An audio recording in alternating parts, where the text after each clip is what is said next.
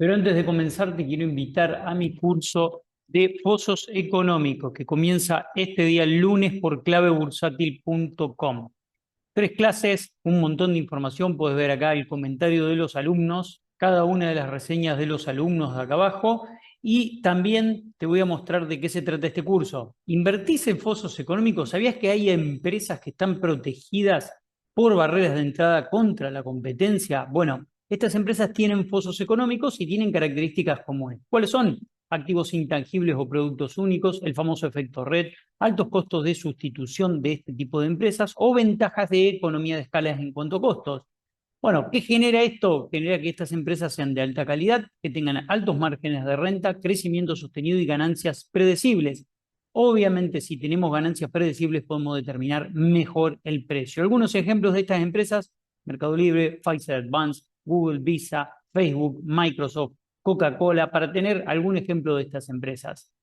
Esto nos permite identificar que cuando encontramos un foso económico tenemos una buena empresa y nos permite diferenciar las buenas empresas de las malas empresas. Así que si querés saber cómo identificar fosos económicos, este día lunes por clavebursátil.com te dejo el link en la descripción para que te anotes al curso que comienza este lunes.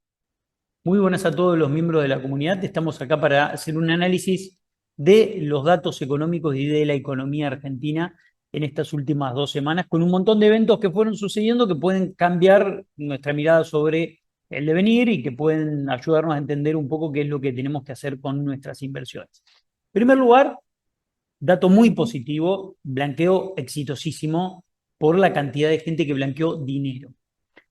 Era sabido que los beneficios que daba el blanqueo podían generar algún boom de ingreso de dólares, pero no, yo no me imaginé a este nivel. Estamos hablando casi de 12.000, 13.000 millones de dólares. Todavía no están los datos del mes de septiembre, pero más o menos 12.000, 13.000 millones de dólares que ingresaron en cuentas. Quizás casi 15.000, quizás casi 15.000. Crecieron muchísimo los depósitos del sector privado, pasamos de 17.000 a 31.000. Por lo tanto, se estima que el blanqueo puede andar en la zona de los 15.000, 16.000 millones ahora cuando terminemos el mes de octubre, pero ya lo que ocurrió hasta ahora es muy significativo. Punto para el gobierno, más allá de que muchos pueden cuestionar el bajo nivel de recaudación que generó y que genera el blanqueo. El gobierno dijo que no es recaudatorio, que es para reactivar la economía.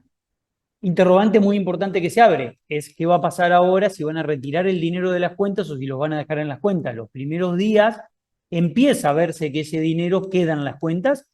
Lo que hay que generar ahora es un puente entre ese dinero y la economía real. Ese puente todavía me parece que falta. Está para invertir en propiedades, está para invertir en vehículos, está para invertir en electrodomésticos, pero todavía me parece que hace falta un puente con la inversión no vinculada a una propiedad, no vinculada a electrodomésticos, sino la inversión real. Pensemos en empresas. Ustedes me van a decir, bueno, pueden comprar obligaciones negociables, etcétera. No, yo quiero que el gobierno piense en alguna alternativa en donde se pueda apuntalar determinada inversión estratégica que tiene la Argentina por delante, que pueden permitir, bueno, el desarrollo económico. Entonces, me parece que falta por ahí ese puente, pero bueno, es una observación que yo hago en ese sentido. Segundo aspecto muy importante que se conoció en lo que va de la semana: el Banco Central viene comprando dólares. Y ustedes me van a decir, che, en septiembre, bueno, septiembre es el mes donde empieza a impactar la compra de los importadores. Los importadores empezaron a comprar lo que no habían comprado en agosto, esperando que le levanten el impuesto país, más lo que compraron en septiembre. ¿Cuándo impacta eso en las reservas? A partir de ahora, a partir del día de ayer, vamos a ver que empiezan a impactar en las reservas. Y además este mes el gobierno tiene el desafío de pagar un 125 de la factura de importación. Recordemos que una cosa es la foto técnica, otra cosa es lo que se paga. Lo que el gobierno paga, recordemos que armó la cadena de pagos, que venía de Massa y Alberto Fernández, que prácticamente no se pagaba nada de importación, se pagaba un 20%, empezó a subir, del 20 pasaron al 30, al 40, al 50, hoy estamos en el 125. ¿Qué significa? Que estamos pagando un mes de importación y un poquitito más. Eso va a empezar a impactar en las reservas. En octubre vuelve a pasar lo mismo, en diciembre ya se normaliza, pero eso va a generar tensión en las reservas. Y además los importadores compraron todo lo que no habían comprado en agosto, lo compraron, empezaron a reponer stocks en septiembre y ahora en octubre. Así que eso hay que ver cómo impacta. Independientemente de eso, el Banco Central está comprando reservas. ¿Y por qué está comprando reservas? Bueno, pero les traje un gráfico muy lindo como para que veamos y muy didáctico para entender por qué el Banco Central está acumulando reservas y cuál es la magia que hay detrás de esa acumulación de reservas. Miren este gráfico que les traigo acá.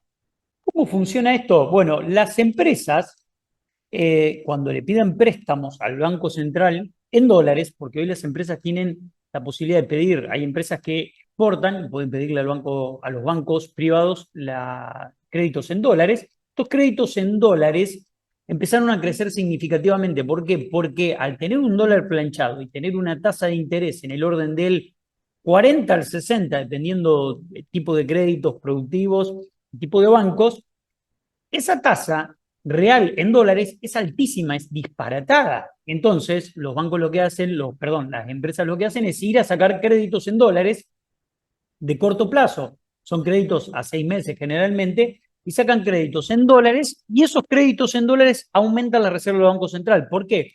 Porque las empresas van y le piden los créditos a los bancos y se los dan a tipo de cambio oficial. No es que les dan los dólares, le dan el crédito en dólar link, se los dan a tipo de cambio oficial, le dan la cantidad de pesos y los bancos lo que hacen es bajan sus encajes en dólares, venden los dólares que necesitan para ese crédito, el Banco Central los compra y le da a los bancos privados pesos y los pesos se los dan a las empresas.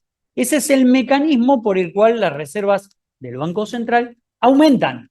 Desde el punto de vista de las reservas brutas, no se mueven porque las que están en el banco después terminan en el central, pero desde el punto de vista de las reservas netas, los bancos privados, el Banco Central, perdón, aumenta sus reservas por esta operatoria. Las empresas después tienen la obligación de devolver. Entonces, cuando se da la operación inversa, que es esta que yo les voy a mostrar ahora, pasa lo contrario.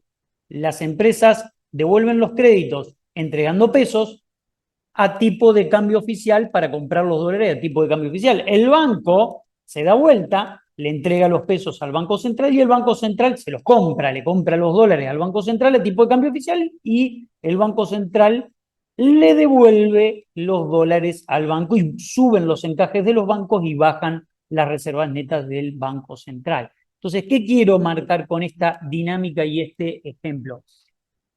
Que obviamente que todo esto que está generando un boom de créditos hace que suban las reservas, pero después van a bajar.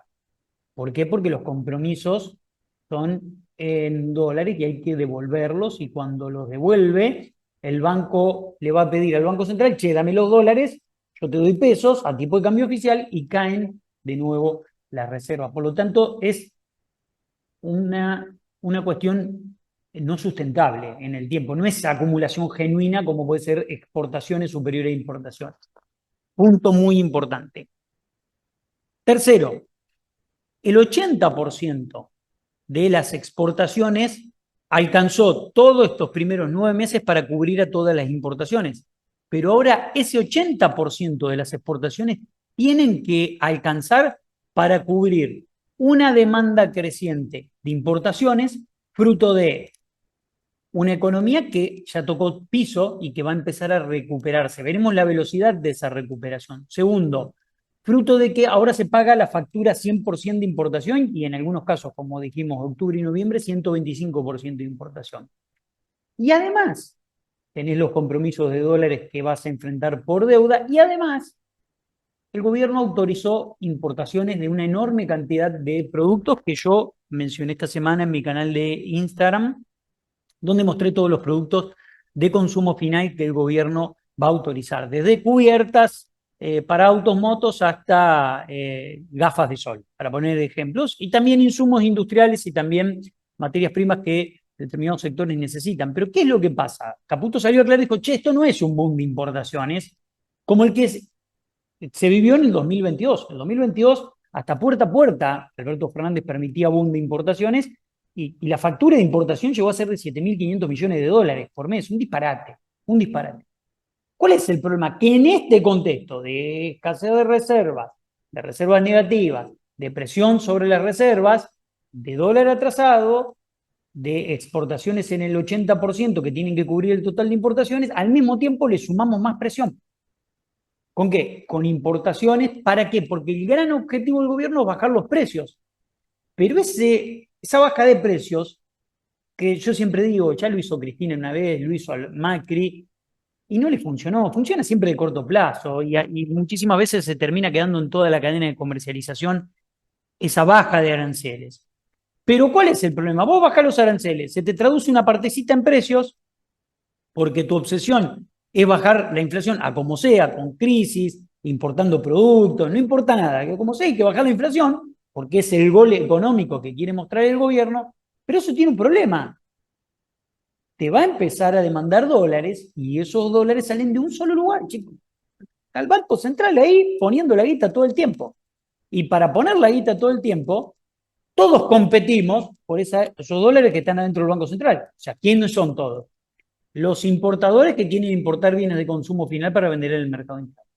Las empresas que necesitan insumos y materias primas. Nosotros que somos inversores y queremos que nos paguen los bonos. Los turistas que quieren irse al extranjero y que necesitan dólares para irse al extranjero. Entonces, todo esto le mete presión adicional y me parece que esto no es sostenible en el tiempo.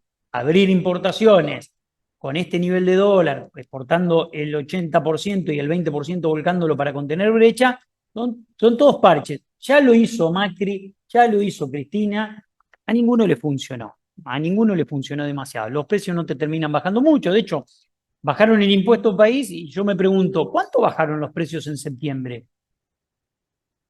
Bueno, son errores que se van cometiendo en el camino. Punto muy importante de la semana, el giro sobre China.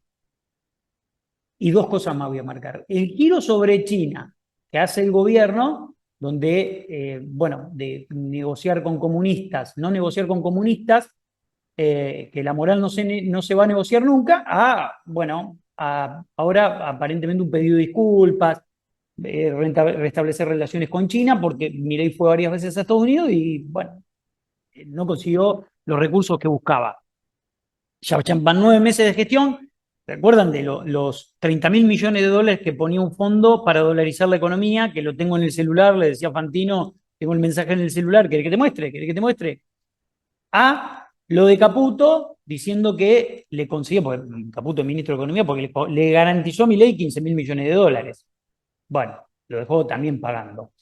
Y los viajes a Estados Unidos, en donde las inversiones no llegan. Y segundo,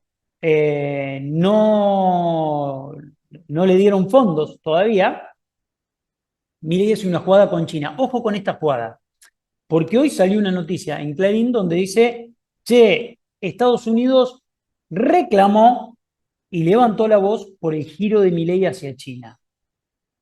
Advertencia de Estados Unidos. Ahora, yo no sé cuál es la jugada de Milei, no la conozco y creo que tampoco va a mostrar las cartas. Ahora, tampoco está, hay que tener cuidado con esto porque no sé si lo que quiere, si lo que hizo el giro con China es algún guiño hacia China desde lo discursivo para que Estados Unidos reaccione y ponga unos mangos, o realmente es un giro hacia China. No lo tengo en claro. Cuidado, digo, lo dije esta semana en la tele y en los medios de comunicación, cuidado, porque eso puede traer bastantes problemas.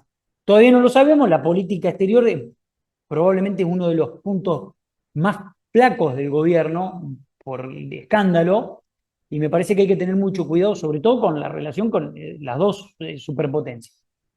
Así que cuidado con esa cuestión.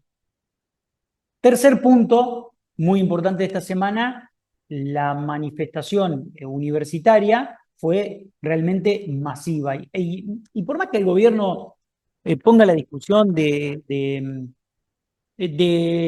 tratar de, digamos, de volcar la idea de los curros de las universidades, etcétera, etcétera, lo que yo tengo en claro es que el arco político que estuvo atravesado en la marcha era tremendamente extenso. Gente del PRO, gente del radicalismo, gente del peronismo, gente de la izquierda, es gente de la derecha, todo el arco político estuvo ahí adentro, y me parece que es un llamado de atención. Ustedes dicen, nosotros los inversores, ¿en qué nos tenemos que preocupar? En eso nos tenemos que preocupar, porque desde afuera se ve con mucho detenimiento cómo ganó la calle un reclamo social y al mismo tiempo cómo atraviesa todos los espacios políticos y al mismo tiempo la advertencia del FMI. La advertencia del FMI es, se empiezan a ver síntomas de recuperación, pero cuidado con la cuestión social. ¿Por qué? Porque el 30% de los trabajadores registrados son pobres. Y el nivel de pobreza que se vio en el último informe de la UCA, perdón, en el último informe del INDEC, marca un 52% de pobreza, 10 puntos creciendo en 6 meses. Culpa de Alberto, culpa de Massa, culpa de Milei, a quien quieran culpen. Lo importante es que está en el dato. El dato. Y el dato es preocupante. Entonces, todo este combo de cuestiones son todos collos que el gobierno tiene que sortear de acá hasta el próximo año. Mi preocupación por dónde gira. Mi preocupación gira por varias cuestiones. Primero, la insuficiencia de dólares, los desafíos que tiene el gobierno en cuanto a esa insuficiencia de dólares, cómo llegar hasta el paso de las elecciones en Estados Unidos y hasta febrero, donde podría entenderle un puente al gobierno desde el punto de vista de un financiamiento desde el FMI. No sabemos en qué condiciones, pero es una de las grandes apuestas que tiene el gobierno. Primer punto muy importante. Segundo punto muy importante para marcar, el plan del gobierno, que yo digo que no es un plan, pero bueno, el gobierno dice que es un plan, pero punto muy importante para marcar, el desafío del RIGI ya está reglamentado y deberían entrar las inversiones. ¿Cuál es mi duda que me surge acá? El nivel de conflictividad social, político, que puede llegar a tener el gobierno, nos podemos encontrar con lo que dijo Durán Barba, que a mí me pareció muy inteligente y muy interesante, lo dijo a principio de año. Dijo, el problema que va a tener Milei va a ser el siguiente. Las inversiones no van a entrar hasta que no se consolide políticamente, y eso va a ocurrir después de que gane la elección de medio término. Entonces, mi pregunta es, la apertura del cepo yo creo que hasta después de las elecciones no se va a dar, primer punto. Segundo, el RIGI necesita, y están todos diciendo, el RIGI necesita apertura del cepo, por lo tanto, si ya ya estamos muy cerquita de entrar en el año 2025. Por lo tanto, en este sprint final que nos podemos encontrar, donde ahora tenés un veranito cambiario fruto de que entró muchísimo dinero por el blanqueo, y ese dinero que entró por el blanqueo lo hizo vendiendo dólar blue, entrando en pesos y aprovechando una diferencia ahí de guita, que el propio Milei lo dijo, el Fantino aprovecha anda, que es un 5% y blanquean gratis, y muchísima gente lo hizo. Inflación de los activos argentinos, bonos y acciones, ¿por qué están inflados? Porque obligaste a que todo ese chorro de guita que entre presione sobre esos activos. Entonces inflaron esos activos. Eso ahora tiene que ser sostenible, y para que sea sostenible necesitas que el RIGI funcione, que haya suficiencia de dólares y que empiece a crecer la reserva del Banco Central y que las reservas negativas pasen a positivas. Todo esto tiene que pasar en los próximos 6 meses. Y mi pregunta es, ¿va a entrar el RIGI, las inversiones internacionales, que es la gran apuesta del gobierno, dato que se conoció hace muy poquito, en estos primeros 8 meses las inversiones cayeron un 25%.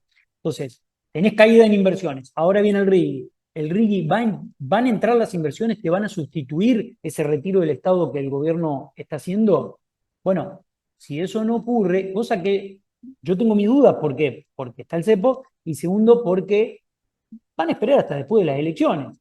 Porque las inversiones que se planifican en el marco del RIGI son inversiones a 5 o 10 años vista.